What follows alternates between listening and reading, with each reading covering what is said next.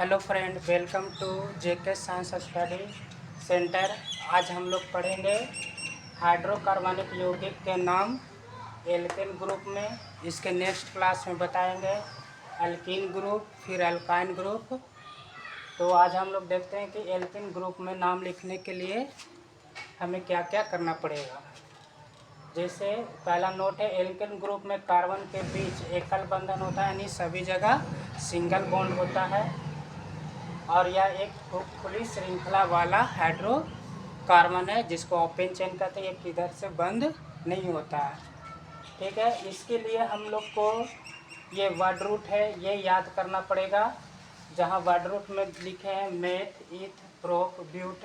Meth लेंगे तो carbon की संख्या 1 होगा, ईथ में कार्बन की संख्या 2, प्रोप में 3, ब्यूट में 4, पेंट में 5, हेक्स में 6, हेप्ट में 7, ऑक्ट में 8, नॉन में 9, डेक C10, अनडेक C11, डोडेक 12, 13, 14, 15।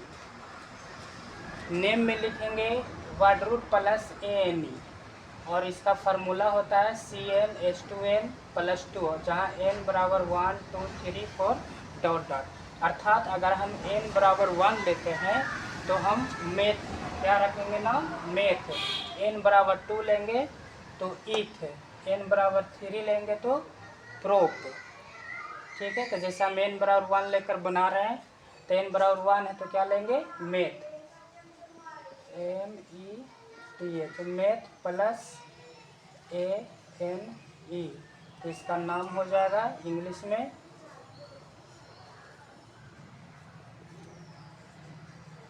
मेथेन, ठीक है। अब इसका फार्मूला यानी मोलिकुलर फार्मूला MF फार्मूला लिखते हैं। तो इसके द्वारा फार्मूला के सूत्र के द्वारा लिख सकते हैं, जैसे CnH2n + 2, तो n की जगह 1 रखेंगे, C1H2n1 + 2, यानी C1 को लिखा नहीं जाता है तो 2 1 जा 2 और 2 4 हो जाएगा, यानी CH4, ठीक है। अब इसका स्ट्रक्चरल फार्मूला लिखेंगे SF। तो स्ट्रक्चरल फार्मूला में हम लोग बॉन्ड का यूज करते हैं। जैसे अभी बताएं, कार्बन का वैलेंसी 4 होता है, इसलिए इसके चारों तरफ 4 बॉन्ड होना चाहिए। जैसे एक कार्बन है तो हम C लिखेंगे, चारों तरफ सिंगल बॉन्ड और HH देंगे। इस तरह से इसका मेथेन का structural formula molecular formula CH4 हो गया और स्ट्रक्चरल फार्मूला ये हो गया। इसका कंडेंसेशनल फार्मूला भी लिख सकते हैं, CF। कंडेंसेशनल फार्मूला मतलब संघानित सूत्र, मतलब स्ट्रक्चरल फार्मूला को ही एक जगह जमा करके लिख दिया जाता है। जैसे ये है CH4, तो C लिखेंगे और हाइड्रोजन कितना है, 1 2 3 4, तो ये CH4। यानी मेथेन का मोलिकुलर फार्मूला और स्ट्रक्चरल फार्मूला जस्ट सेम होता है। इसी तरह से और भी करके हम देखेंगे, जैसे यहाँ पर ही। अब हिंदी में चलते हैं, क्या लिखेंगे, तो नाम में है n बराबर 3, तो 3 लेंगे तो n बराबर 3 है तो कौन सा लेंगे, प्रोप। तो प्रोप हिंदी में लेते हैं, प्रोप प्लस n, ठीक है। ए की मात्रा पा पर आ जाएगा तो हो जाएगा प्रोपेन, ठीक है। ये नाम हो गया। अब इसका अनुसूत्र लिखेंगे, उस फार्मूला से, सूत्र फार्मूला CnH2n + 2, तो हो जाएगा C3H2 × 3 + 2। तो C3 पहले मल्टीप्लाई करेंगे, 3 × 2 = 6 + 2 8, यानी अर्थात हम लोग कह सकते हैं कि एल्केन ग्रुप में कार्बन जितना होगा उससे दुगना से 2 ज़्यादा हाइड्रोजन होगा। जैसे 3 × 2 = 6 और +2 कर देंगे तो 8। ये हो गया इसका अनुसूत्र। अब लिखेंगे संरचना सूत्र।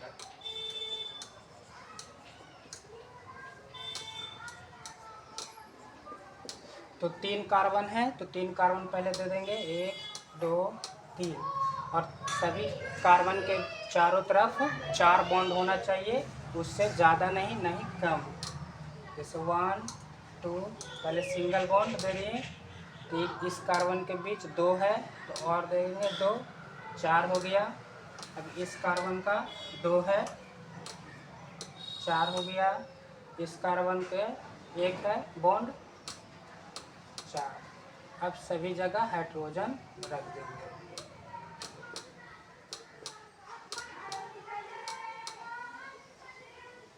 ठीक है, तो इस तरह से ये हो गया संरचना सूत्र, और हिंदी में कंडेंसेशनल फार्मूला को संघनित सूत्र कहते हैं।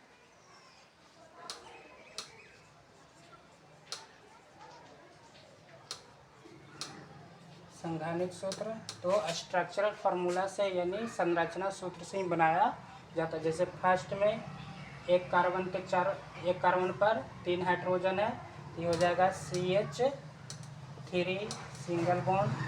दूसरा में 2 हाइड्रोजन है इसलिए CH2 सिंगल बॉन्ड, और फिर लास्ट में फिर 3 हाइड्रोजन है CH3।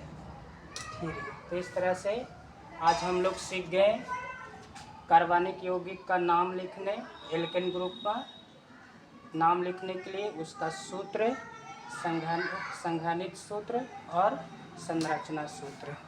अगर अच्छा लगे वीडियो तो लाइक करें और शेयर करें। Thank you for watching.